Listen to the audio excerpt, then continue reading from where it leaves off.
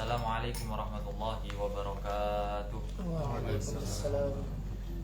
Alhamdulillahirabbil alamin. Wassalatu wassalamu ala asyrafil anbiya'i wal mursalin wa ala alihi wa ashabihi wa tabi'ahum bi ihsanin ila yaumiddin. Amma ba'd. Rabbi shrah li sadri wa yassir li amri wa hlul 'uqdatam min lisani yafqahu qawli. Allahumma inna nas'aluka 'ilman nafi'a wa rizqan thayyiban wa 'amalan mutaqabbala ya rabbal alamin. Allahumma fa'alna bima 'allamtana wa 'allimna ma yanfa'una wa zidna 'ilma. Alhamdulillahirabbil alamin. Bagi hari ini alhamdulillah Allah perkenankan kita semuanya berkumpul di majelis ilmu ini di taman surganya Allah Subhanahu wa taala yang ada di dunia ini. Maka patutlah kita bersyukur kepada Allah Subhanahu wa taala atas nikmat-nikmatnya, baik nikmat iman maupun nikmat Islam, nikmat kesehatan, dan juga nikmat kesempatan ini yang telah Allah berikan kepada kita semuanya. Kita pergunakan sebaik-baiknya dengan mendekatkan diri kita kepada Allah Subhanahu wa taala dan mengangkat ataupun dan meningkatkan takwa kita kepada Allah Subhanahu wa taala.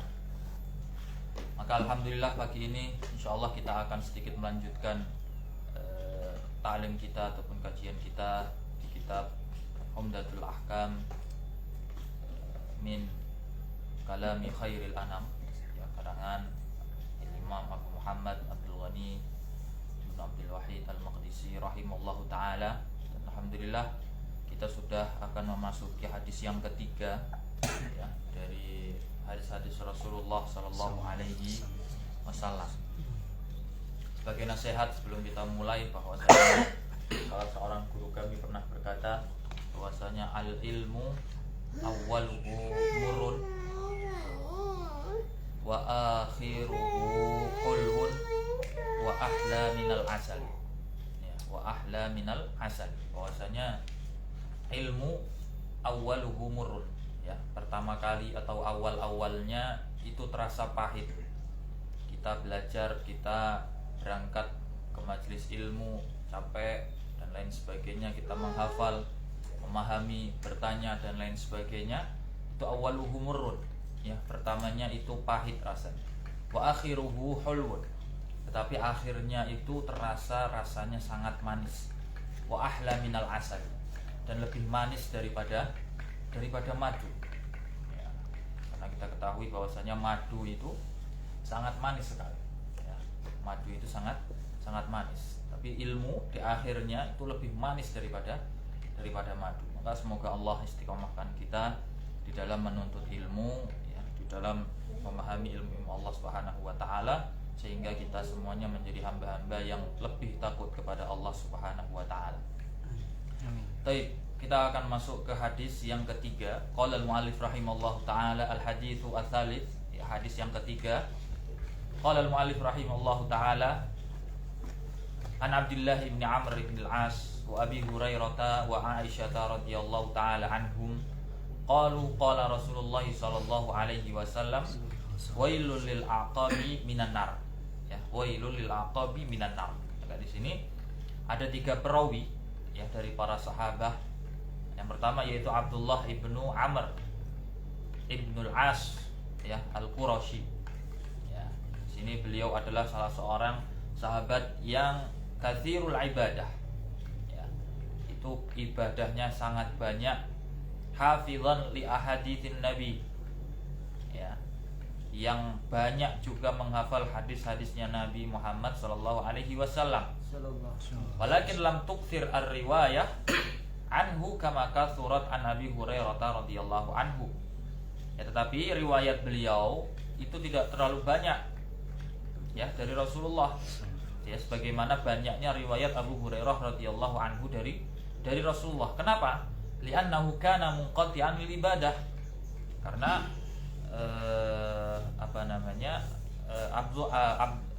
Abdullah bin Amr bin al-As ini memutus ataupun fokus untuk beribadah saja, ya, tanpa meriwayatkan.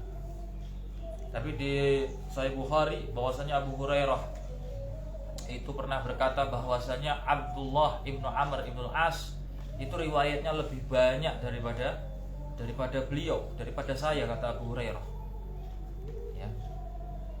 Karena Abdullah ibnu Amr ibnul As itu menulis bukunya atau menulis periwayatannya.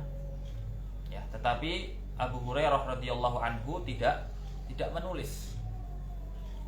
Itu yang diriwayatkan oleh Al-Imam Al-Bukhari rahimahullahu taala. Sejatinya Abdullah ibnu Amr ibnul As riwayatnya lebih banyak daripada Abu Hurairah. Tapi beliau fokus untuk beribadah saja. Dan para mu'arrikh, ya para pakar sejarah, ikhtalafa fi mautihi aina kana wa mata. Ya, di para pakar sejarah itu berselisih kapan beliau meninggal, ya, di mana beliau wafat. Ya, ada yang mengatakan di Taif, ya, dan lain sebagainya. Ada yang mengatakan beliau wafat pada tahun 63 Hijriah, ya, dan lain sebagainya. Banyak perselisihan di kalangan para pakar sejarah. Lalu ada juga Abu Hurairah yang kemarin kita sudah pelajari. Siapa namanya kemarin Abu Hurairah? Siapa namanya?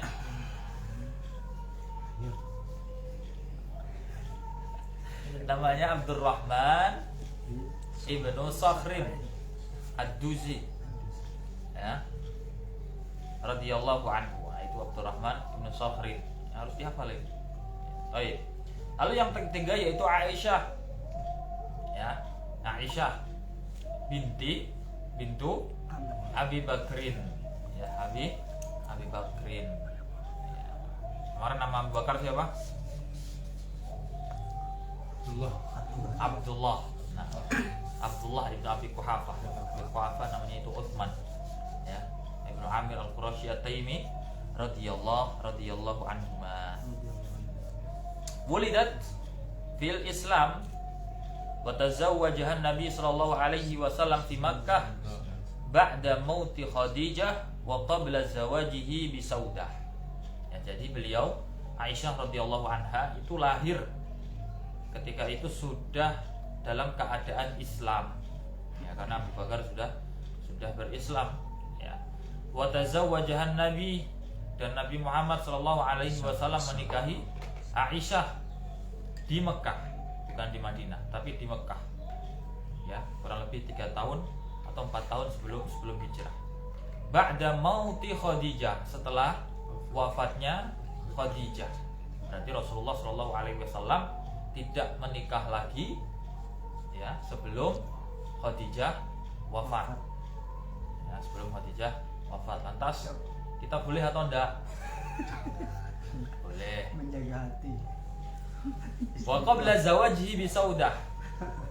Dan sebelum beliau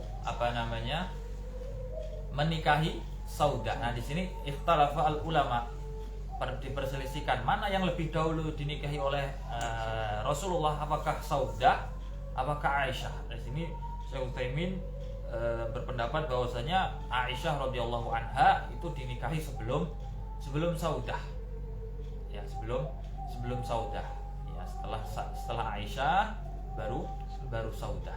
Wallahu a'lam.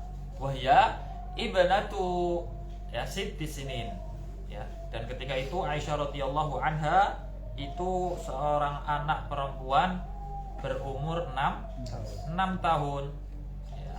Dan beliau wadakhala biha fil Madinah wa hiya ibnatu tis'i sinin.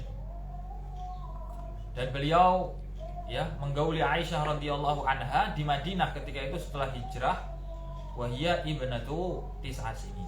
Dan ketika itu beliau Aisyah radhiyallahu anha sudah berumur 9 tahun. Wa tuwfiya anha wa hiya ibnatu 18 sanah. Dan ketika itu Rasulullah wafat dan Aisyah radhiyallahu anha berumur 18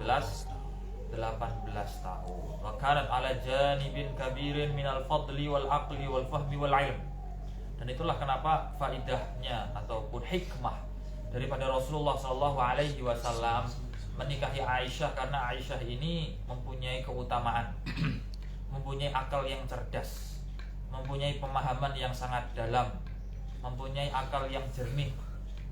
Ya, itulah sehingga banyak sekali kita temukan riwayat-riwayat yang itu berada di lingkup rumah Rasulullah Shallallahu Alaihi Wasallam itu paling banyak diriwayatkan oleh Aisyah. Itulah hikmah mengapa Rasulullah Shallallahu Alaihi Wasallam menikahi Aisyah. Kalau tidak ada Aisyah, bagaimana kita tahu apa yang dilakukan oleh Rasulullah Shallallahu Alaihi Wasallam ketika berada di rumahnya? Ya, itulah hikmah daripada pernikahan Rasulullah Shallallahu Alaihi Wasallam dengan Aisyah radhiyallahu anha. Wa kanat wafatuha fil Madinah fi Ramadan, dan wafatnya Aisyah radhiyallahu anha itu ketika di Madinah, ya, di bulan Ramadan sanata 58 radhiyallahu anha. Ketika itu tahun 58 Hijriyah. Ya, beliau wafat. Berarti umurnya berapa lagi? 60 lebih. Kan 9 tahun ke Madinah. Hijrah kan hitungnya tahun hijrah. Iya, tahun hijrah. Dan beliau 957 lah. Kalau 58. 3 berarti 3 ditambah 58 berapa? 9 tambah 58 ya? Iya, berapa jadinya? 67. 67. Kurang lebih 7 tahun ketika itu umur Aisyah radhiyallahu anha ketika wafat. Lalu hadis ini, ya, dibawakan oleh sahabat-sahabat yang mulia. Ini ingin menjelaskan kepada kita tentang hukumnya orang-orang yang meremehkan ataupun orang-orang yang menyepelekan wudu. Ya, jadi tidak boleh kita menyepelekan wudu. Apa hukumnya? Apa hukumnya orang-orang yang menyepelekan ataupun yang meringankan, ya, wudu? Nah, di sini.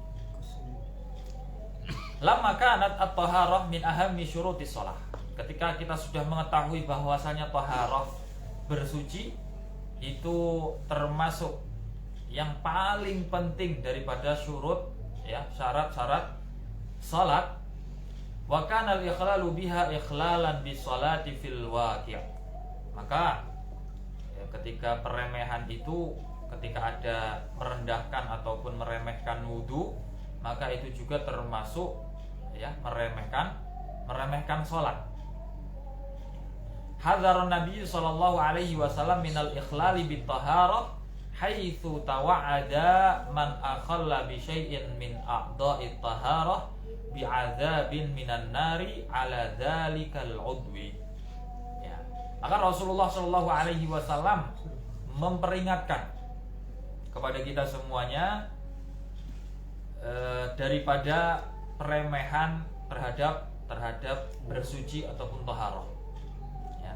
Beliau memperingatkan, memberikan ancaman bagi orang-orang yang meremehkan sesuatu daripada anggota bersucinya atau anggota wudunya, anggota mandinya, itu dengan azab neraka ala dzalikal udwi, ya, atas anggota badan itu. Misalnya kita remehkan ketika membasuh tangan, kita membasuhnya nggak sampai siku misalnya, berarti kita mendapatkan azab neraka di bagian tangan itu. Dan semisalnya, haitsu qala, sebagaimana Rasulullah bersabda, wailul lil aqab minan nar, sungguh celaka al aqab. Aqab itu apa? Aqab itu tumit. Ya, minan nar. Dia akan mendapatkan siksa neraka. Maka celaka bagi tumit-tumit itu karena mendapatkan siksa neraka. Ya. Lianna wa khassa al-aqab bidzalik. Liannaha kanat, ya, mahallat taqsiri fil qadiyah allati qala fiha Nabi sallallahu alaihi wasallam dzalikal qaul. Dikhususkan di sini mengapa Rasulullah sallallahu alaihi wasallam mengkhususkan al-aqab ataupun tumit. Karena tumit itu biasanya itu tempat yang sering diremehkan oleh orang-orang. Ya, sering sekali diremehkan oleh orang ketika berwudu. Maka Rasulullah memperingatkan tumit tapi itu mencakup seluruh anggota bersuci semuanya. Ya. Kita lihat banyak sekali yang wudunya cuman kakinya diarahkan ke keran, ya nggak tahu bawah tumitnya itu kena atau enggak. Ya, kita harus kalau membasuh kaki itu harus kita pegang kaki kita sebenarnya. Harusnya seperti itu. Karena harus merata. Karena kaki itu yang paling susah dibasuh, kita harus tekan-tekan sedikit supaya masuk. Nah, itu yang harus kita lakukan ketika membasuh kaki, beda dengan anggota yang lain. Karena kaki itu tumpuan hidup kita. Nah, kalau nggak ada kaki kita nggak bisa berjalan, nggak bisa dagang, nggak bisa ngajar, ya, nggak bisa kemana-mana. Nah, ini Rasulullah Shallallahu Alaihi Wasallam memperingatkan sangat keras. Ya. Lalu ada di sini sababul wurud hadal hadis ataupun sabab terjadinya ataupun periwayatan hadis ini, bahwasanya di riwayat Abdullah bin Amr bin As ketika itu annahum kanu ma'an Nabi sallallahu alaihi wasallam fi safarin fataqaddamu. Ketika itu para sahabat dan juga Rasulullah bersama Rasulullah sallallahu alaihi wasallam di sebuah perjalanan. Ya.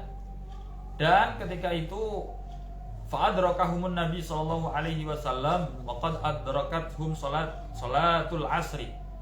Faja'alu yatawadda'una wa yamsahuna ala arjulihim fanada bi'a'la sautihi yaqul wailul lil aqabi marratain wailul aqabi minan nar marrataini aw thalathan. Ketika itu Rasulullah dan para sahabatnya ketika itu sudah ketika melakukan safar, masuk waktu sholat asar. Ya, masuk sholat asar, maka ketika itu para sahabat berwudu. Ya, membasuh semuanya sampai membasuh kakinya. Ya, fanada, maka Rasulullah memanggil para sahabat bi'a'la sautihi, dengan mengangkat suaranya. Rasulullah sampai mengangkat suaranya, ya, teriak wailul lil aqab minan nar. Ya, Rasulullah teriak sampai 2 kali sampai 3 kali. Wailul lil aqab minan nar, celaka bagi tumit-tumit itu karena mendapatkan siksa neraka. Ya. Kenapa? Yaitu karena para sahabat meremehkan namanya kakinya, tumitnya, sampai Rasulullah Shallallahu Alaihi Wasallam meneriaki mereka. Wa amma sababu fi hadis Abu Hurairah fa huwa kama fi sahih Muslim anna Nabiyya sallallahu alaihi wasallam ra'a rajulan lam yaghsil aqibaihi au na'am faqala wailul laqab minan nar. Di riwayat Abu Hurairah, ya, di dalam sahih Muslim bahwasanya Rasulullah sallallahu alaihi wasallam itu melihat seorang laki-laki lam yaghsil aqibaihi, ya, tidak membasuh tumitnya, ya, kedua tumitnya tidak dibasuh oleh laki-laki tersebut. Maka Rasulullah SAW mengatakan wailul lil aqab minan nar, ya, celaka bagi tumit-tumit itu karena mendapatkan siksa neraka. Maka di sini beberapa faedah dari Syekh Utsaimin bahwasanya diwajibkan bagi kita memperhatikan anggota-anggota tubuh kita ataupun anggota-anggota bersuci kita. Ya, wujubu isti'abi a'dha'il wudu' bitadhhir. Ya, ketika bersuci kita perhatikan anggota-anggota badan kita. Jangan sampai ada yang terlewat. Ketika membasuh muka itu jangan sampai terlewat mana batas-batasnya yang harus kita basuh. Ketika membasuh tangan, ya, jangan sampai kita tidak membasuh siku. Ya, ketika membasuh kaki jangan sampai kita nggak membasuh mata kaki. Ya, itu yang harus kita pahami. Al-wa'id ala man akhalla bi syai'in min dalik. Maka ancaman bagi orang-orang yang meremehkan sesuatu daripada berwudu, ya, daripada anggota-anggota wudunya, ya, barang siapa yang meremehkan ya sedikit itu akan mendapatkan ya ancaman dari Rasulullah Shallallahu Alaihi Wasallam berupa neraka. Lalu yang ketiga bahwasanya meremehkan anna taksir fi syai'in min a'dha'it taharah ya'tabiru kabiratan min kaba'iridz dzunub. Bahwasanya meremehkan daripada anggota bersuci, ya, itu termasuk dosa besar. Min kabairi adz-dzunub, ya, termasuk dosa besar karena ancamannya langsung neraka. Tidak ada dosa kecil kok ancamannya neraka, enggak ada. Ya, tapi kalau dosa besar pasti ancamannya dimasukkan ke nerakanya Allah Subhanahu wa taala. Lalu yang keempat, anna ghasla ar-rijlain fil wudu wajibun idza kanata maksyufataini. Bahwasanya membasuh, ya, membasuh. Nah, kita udah menjelaskan kalau bedanya membasuh sama mengusap. Apa bedanya membasuh sama mengusap? Nah, kalau membasuh itu memakai air, airnya harus mengalir. Kalau mengusap itu airnya tidak harus mengalir. Ya, kalau membasuh itu harus mengalir, air itu harus mengalir walaupun sedikit. Ya, maka membasuh kedua kaki di dalam berwudu itu wajib hukumnya. Membasuh, bukan mengusap. Idza kanata maksyufataini, apabila kedua kakinya terbuka.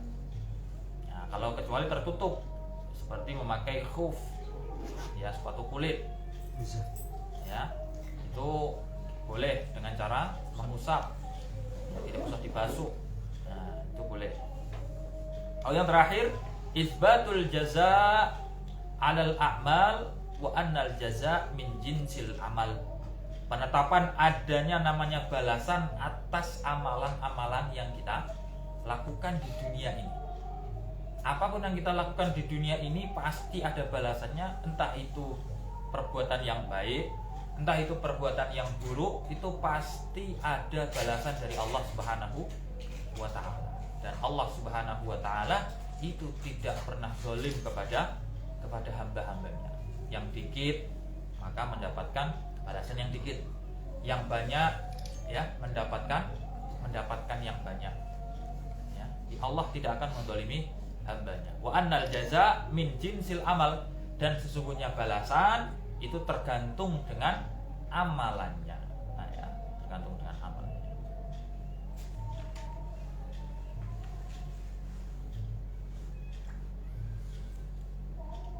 Lalu menurut Syekh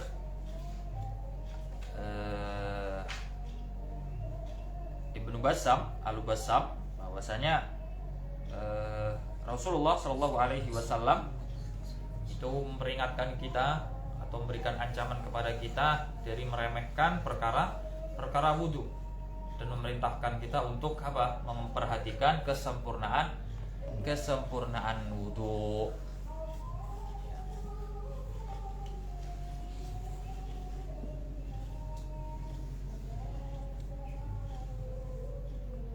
Ya, sama seperti yang diterangkan oleh Syekh Utsaimin rahimallahu ta'ala.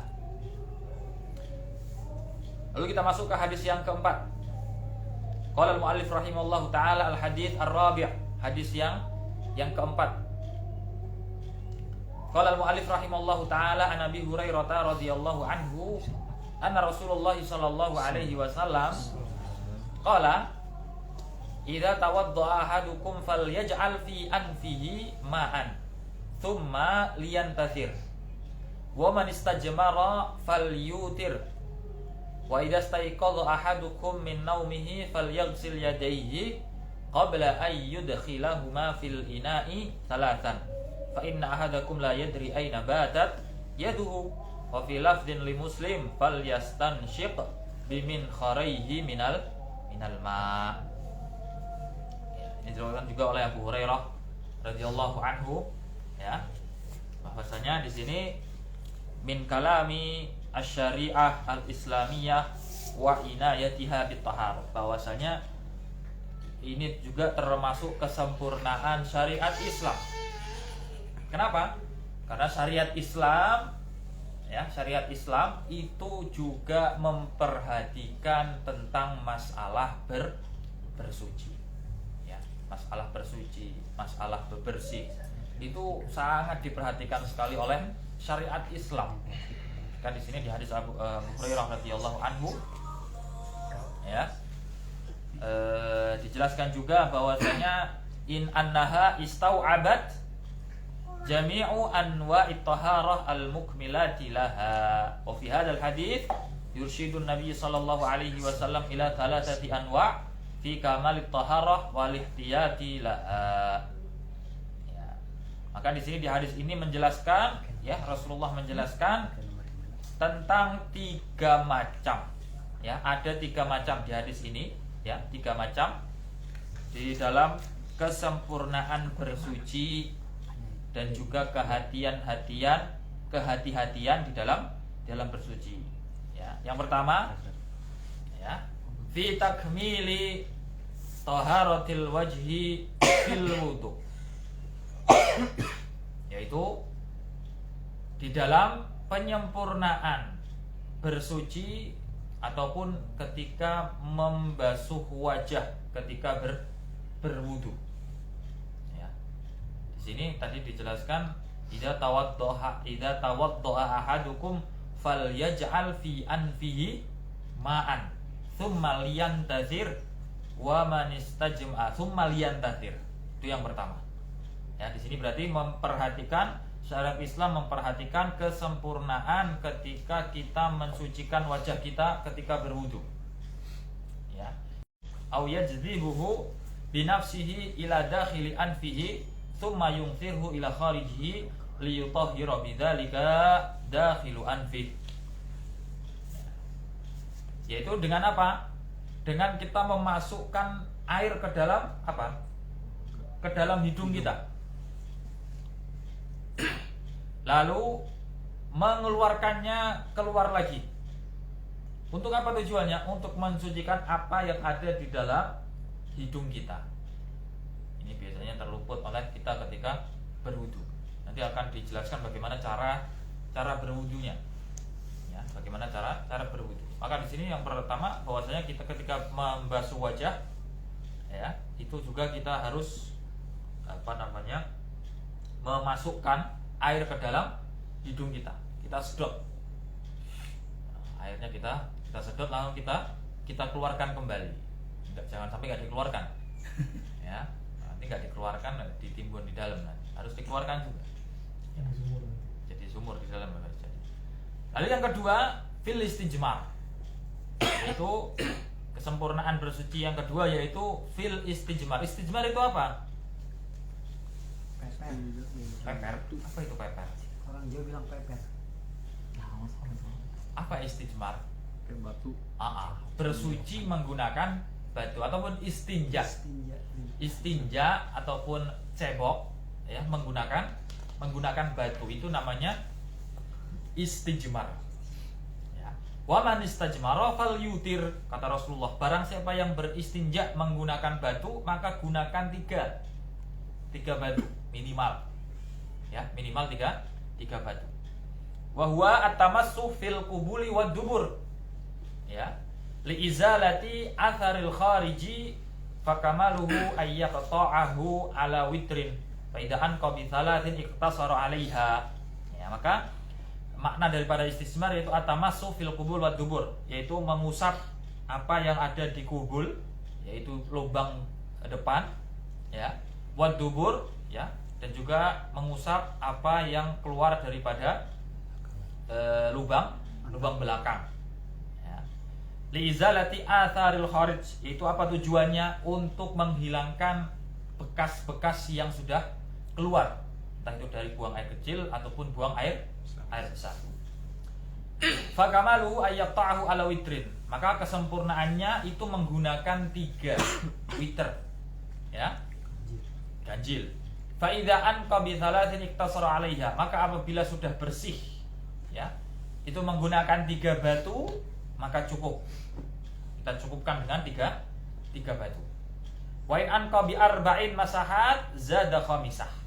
Maka apabila kok bersihnya itu menggunakan 4 kali, ya, 4 batu, ya, maka kita tambah 1 kali. Kita tambah satu batu, ya, supaya menjadi ganjil. Maka minimal itu di 3. Boleh 5, boleh 7, boleh 9, boleh 11. Ya. Boleh 51, boleh, biar bersih. Ledes sama kerak-kerak Batu ya. ledes. Ya, biar semen bersih. sekalian lagi semen. Wa hakadha liyakuna muntahu al-witr. kama huwa asya'nu fi katsirin minal umur asyariyah datiha la witrin. Maka seperti inilah ya, supaya terakhirnya selesainya itu menggunakan yang ganjil ya.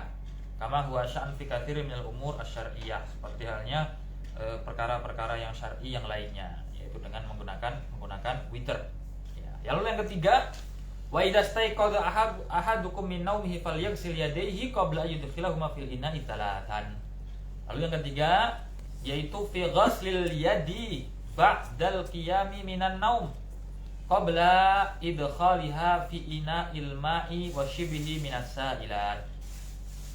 Bahwasanya yang ketiga yaitu membasuh tangan ba'dal qiyam minan naum, membasuh kedua tangan setelah kita bangun daripada tidur ya. Ketika kita bangun daripada tidur, kita harus membasuh kedua tangan kita ya, sebelum memasukkan tangan kita ke bejana. Atau misalnya kita bangun tidur tiba-tiba langsung cuci beras ya, bangun tidur tiba-tiba langsung langsung makan misalnya, dan lain sebagainya.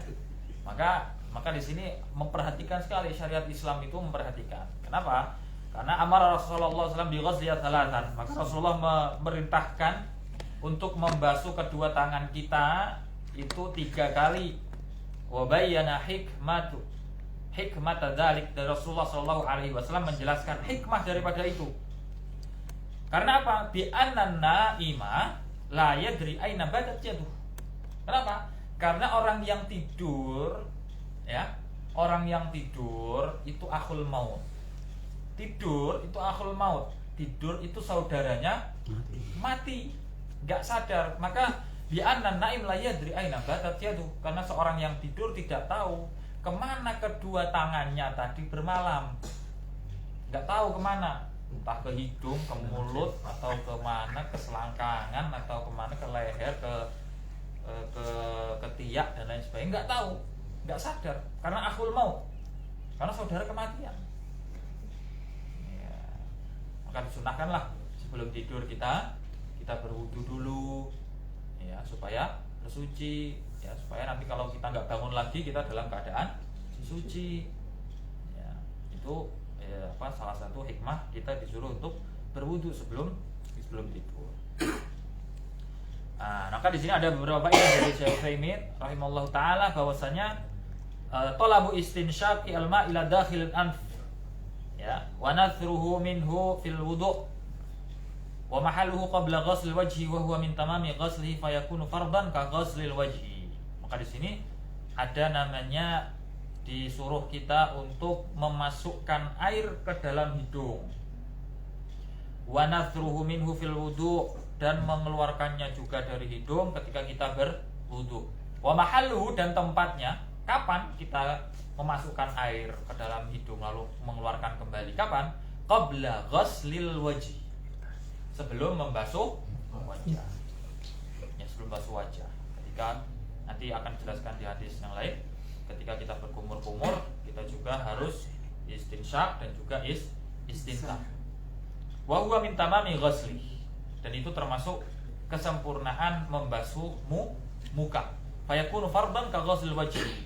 Maka menurut beliau itu juga termasuk kewajiban ya, seperti halnya membasuh muka ya.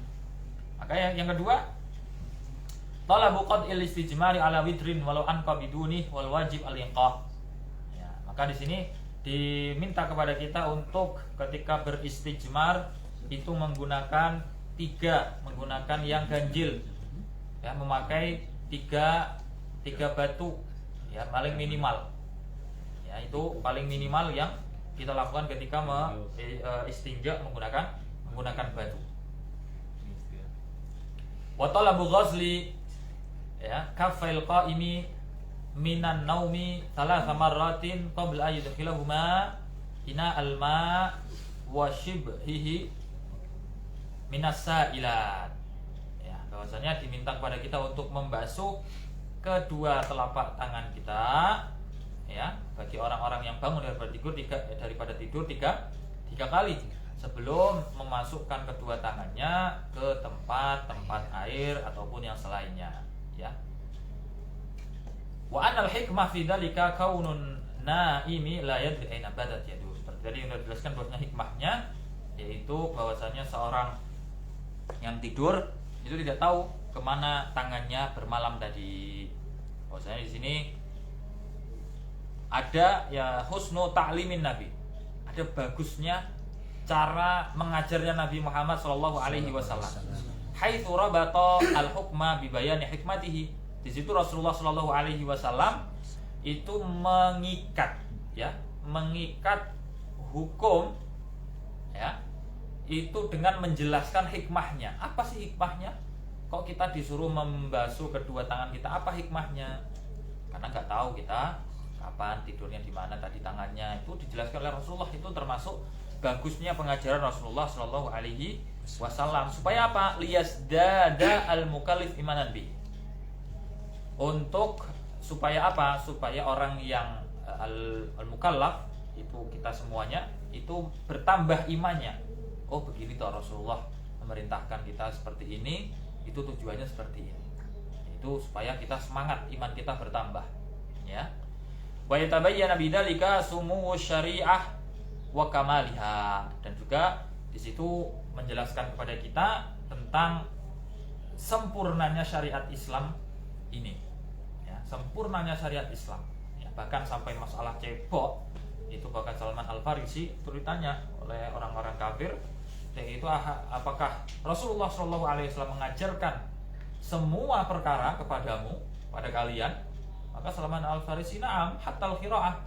Maka Salman Al-Farisi menjawab, iya, sampai masalah cebok pun Rasulullah SAW ya itu menjelaskan, ya, bahkan sampai masalah cebok yang remeh-temeh, masalah cebok bagaimana dengan masalah yang lain, masalah negara, masalah ini, masalah perang dan lain sebagainya, dijelaskan semuanya bagaimana tata cara perang, itu semuanya diatur oleh agama Islam, oleh Rasulullah dan Allah Subhanahu wa ta'ala.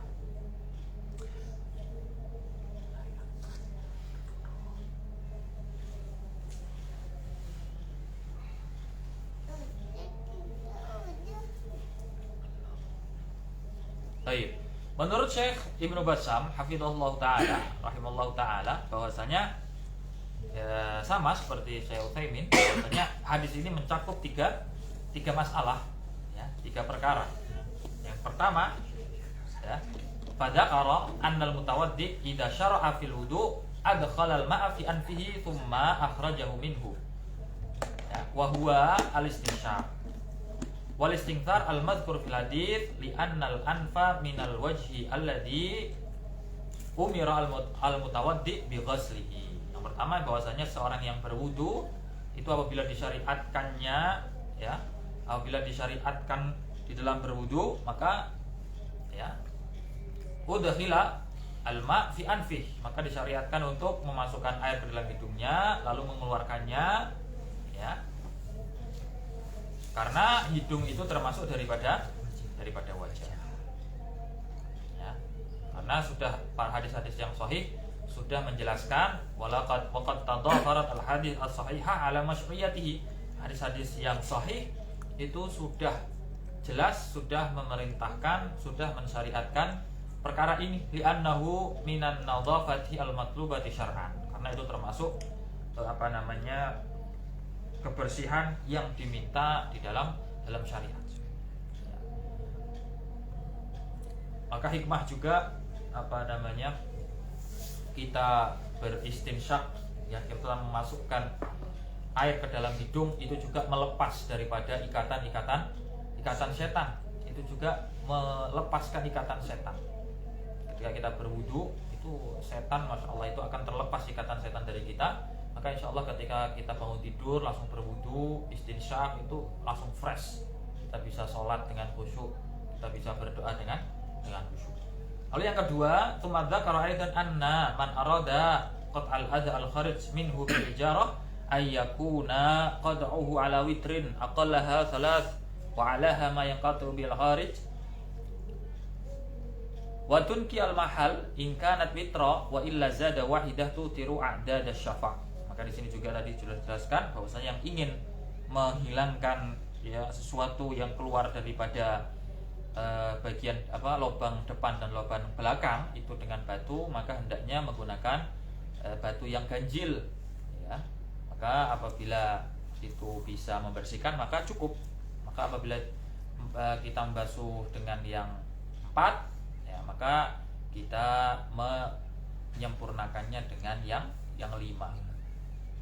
Wa dzakara aidan annal mustaiqiz min naumil laili la yadkhulu kaffahu fil ina aw yamussu biha syai'an ratban hatta yaghsilaha thalatha marrat. Bahwasanya bagi orang-orang yang bangun dari tidur malam maka tidak boleh memasukkan tangannya ke bejana-bejana atau mengusap atau memegang sesuatu yang basah ya. Tadi seperti membasuh menyuci beras dan lain sebagainya ya, hatta yaghsilaha thalatha marrat, sampai dia membasuh tangannya 3 kali.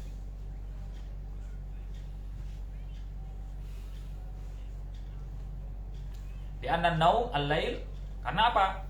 Karena tidur malam ya umumnya ghaliban ya, umumnya yakunu tawilan. Itu umumnya itu rata-rata itu panjang. Ada yang tidur malamnya pendek. Cuman 5 menit gitu. Cuman setengah jam gitu. Ya ada. Berjam-jam ya, berjam-jam pasti lama. Wa yaduhu tatishu fi jismihi ya, dan ketika itu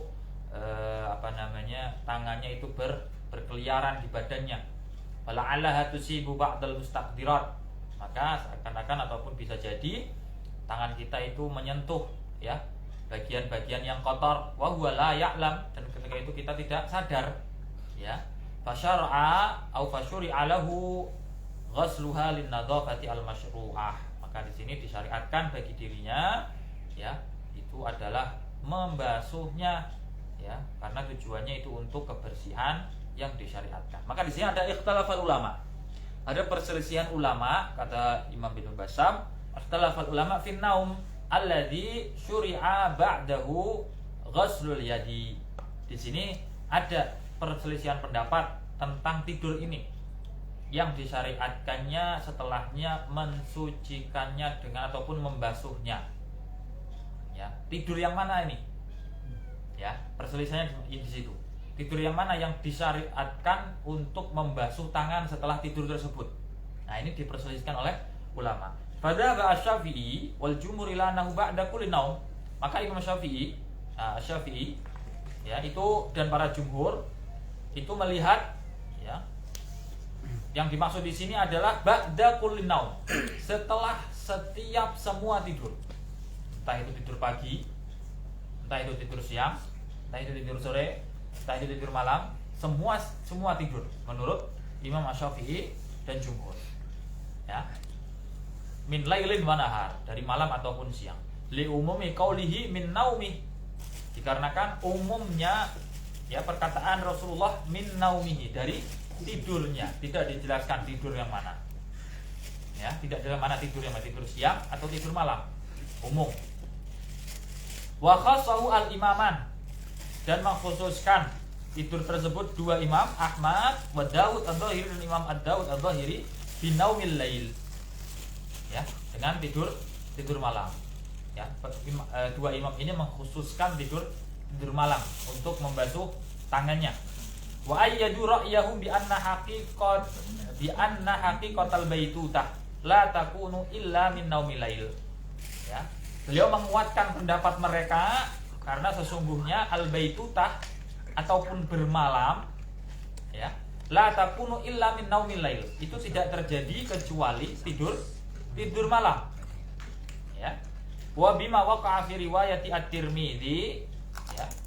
Dan bagaimana yang diriwayatkan oleh Imam Tirmidzi wa Ibnu Majah dan juga Ibnu Majah, idza staiqadha ahadukum minal lail, karena di riwayat yang lain ya diriwayatkan oleh Imam Tirmidzi dan juga Imam Ibnu Majah, beliau meriwayatkan idza staiqadha ahadukum minal lail, apabila kalian bangun daripada tidur di malam hari. Ya, itu diriwayat oleh Imam Tirmidzi dan Imam Ibnu Majah, dan ini yang dipegang oleh Imam Ahmad dan Imam Al-Zahiri. Warajih, dan yang rajih menurut Imam Ibnu Bassam Al-Bassam, yaitu al-madzhab al-akhir. Al-madzhab al-akhir yakni madhab Imam Ahmad dan juga Imam Al-Zahiri. Ya. Li'anna al-hikmah allati syuri'a min ajliha al-ghuslu ghairu wadihah wa inna ma yaghlibu 'alaiha at-ta'abbudiyah. Fala majala li qiyasin nahar al-lail wa in tala fihi an-naum li'annahu ala khilafil ghalib wal ahkam tata'allaqu bil aghlab wa dhahiru al-hadith at-takhsis. Maka menurut beliau bahwasanya hikmahnya itu tidak disyariatkannya al-ghusl itu tidak jelas, ghairu wadihah. Wa inna ma yaghlibu 'alaiha ta'abbudiyah, karena rata-rata ataupun umumnya itu bersifat ta'abudi, ya, bersifat ta'abudi. Fala majal qiyas, maka tidak ada qiyas, ya, tidak boleh dikiaskan nahar ala lail, ya, tidak boleh dikiaskan siang dengan malam, ya. Wa in tala fihi naum, walaupun tidur siangnya lama, ya, walaupun tidur siangnya lama, li'annahu ala khilafil ghalib, karena sesungguhnya itu menyelisihi yang umumnya, karena umumnya tidur ya tidur malam. Kalau tidur siang namanya apa? Qailulah. Ya, bukan naum, bukan tidur. Ya, qailulah. Wal ahkam tatalaqu bil aghlab, dan hukum-hukum itu ya itu mengikat sesuai dengan keumuman. Wa dhahirul ahadits at-takhsis, dan dhahir daripada hadis ini adalah takhsis, yang mengkhususkan tidur malam, bukan tidur siang. Lalu ada perselisihan juga, tsumma ikhtalafu aidan, mereka juga berselisih pendapat, hal ghusluha wajibun atau mustahab. Ya, apakah membasuhnya itu wajib atau sunnah? Ya. Fadhahab al-jumhur ila istihbab, maka jumhur itu berpendapat bahwasanya itu adalah istihbab ataupun disunnahkan. Wa huwa riwayatu Ahmad, ya, ikhtaraha al-Kharqi wal Muwaffiq wal Majid, bahwasanya di situ juga riwayat Imam Ahmad. Wal masyhur min madhhabi Imam Ahmad al-wujub wa yadullu alaihi zahirul hadis, dan menurut madhab Imam Ahmad itu wajib, wa yadullu alaihi zahirul hadis, karena melihat daripada zahir hadisnya, ya, yang nampak dari hadis itu wajib, karena Rasulullah mengatakan, ya, fal yaghsil yadayhi, ada perintah di sana, fal yaghsil yadayhi, diperintahkan untuk membasuh kedua tangannya. Wallahu a'lam. Maka yang bisa diambil dari hadis ini menurut Imam Ibnu Bassam, wujubul istinsyak wal istinthar, diwajibkan untuk istinsyak dan juga istinthar. Ya, jangan hanya kumur-kumur saja, tapi istinsyak dan juga istinthar. Dan juga Imam Nawawi, qala Nawawi rahimahullahu taala, fi dalalatun zahiratun ala annal istinthar ghairul istinsyak, bahwasanya di situ menjelaskan, hadis ini juga menjelaskan di dalam zahirnya bahwasanya istinsar, mengeluarkan air dari hidung, itu apa? Tidak termasuk istinsyak. Istinsyak itu sendiri, istinsar itu sendiri. Yang kedua, anal anfa minal wajhi fil wudu, bahwasanya hidung itu termasuk dari anggota dari wajah yang ada di apa namanya? Termasuk anggota wudu. Ya, termasuk anggota yang ada di dalam wajah yang harus dibasuh ataupun yang harus dibersihkan ketika berwudu. Ya.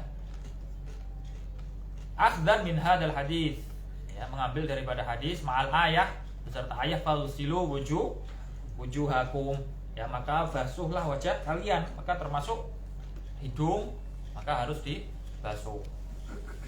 Terus masyru'iyah al-itar liman istanja bil hijarah, maka disyariatkannya al-itar, witir, bagi orang-orang istinja menggunakan Allah sallallahu alaihi wasallam. Lalu Ibnu Hajar berpendapat, Ibnu Hajar rahimahullahu taala, istanbata qaumun minal hadits anna maudi al-istinja makhsusun birrukhsah ma'a baqa'i athari najasati alaihi.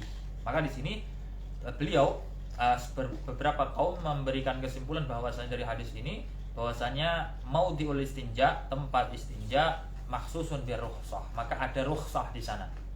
ya, ma'a baqai athari najasah alaihi, walaupun ada sisa-sisa najis yang ada di di dubur kita. Kalau kita sudah membersihkan 3 kali ataupun 4 kali, 5 kali, ya, itu sudah cukup. Walaupun masih ada asar najasah di sana. Nah, itu termasuk rukhsah, ya, bekas. Ya, tidak ada masalah. Baunya, walaupun baunya belum hilang. Nah, lalu yang kelima, masyru'iyatu ghusl yad min naumil lail. Ya, ada namanya pensyariatan, ya, membasuh tangan dari tidur malam. Ya, dan wa taqaddama al-khilaf fi takhsisil lail wal khilaf fi wujubil ghusli aw istihbabi. Maka sudah dijelaskan tadi perselisihan di pengkhususan malam dan juga perselisihan apakah itu wajib ghusl ataupun sunnah, ya, membasuhnya. Ya.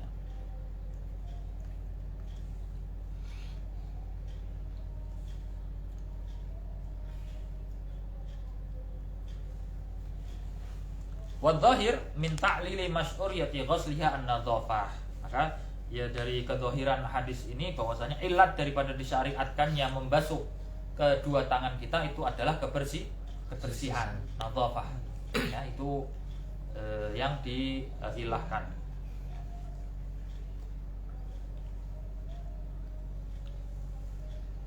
Ya, wallahu a'lam bishawab. Ya, wallahu a'lam bishawab. Ini saja bisa Anda sampaikan, semoga bermanfaat untuk kita semuanya. Menjadi hamba-hamba Allah yang yang bisa mengamalkan, ya, yang bisa mengamalkan daripada apa yang kita pelajari. Itu yang paling penting. Walaupun sedikit, yang paling penting itu adalah amalnya. Bukan berapa banyak ilmu kita, tetapi berapa banyak amal kita, itu yang paling penting. Ya. Bukan ilmu yang kita kumpulkan, tetapi amal kita yang kita kumpulkan menghadap Allah Subhanahu wa taala nanti. Ya. Lebih baik ilmu sedikit tetapi amal yang banyak daripada ilmu yang sangat banyak tetapi amalnya sedikit. Karena yang kita bawa ke dalam kuburan kita itu bukan buku-buku kita, ya, bukan ilmu-ilmu kita, tetapi amal-amal kita daripada ilmu-ilmu yang sudah kita miliki. Wallahu a'lam bishawab. Subhanakallahumma wa bihamdika asyhadu an la ilaha illa anta astaghfiruka wa atubu ilaik. Jazakumullahu khairan ala ihtimamikum. Wassallallahu ala sayyidina Muhammad wa ala alihi washabbihi wasallam. Assalamualaikum warahmatullahi wabarakatuh. Waalaikumsalam warahmatullahi wabarakatuh.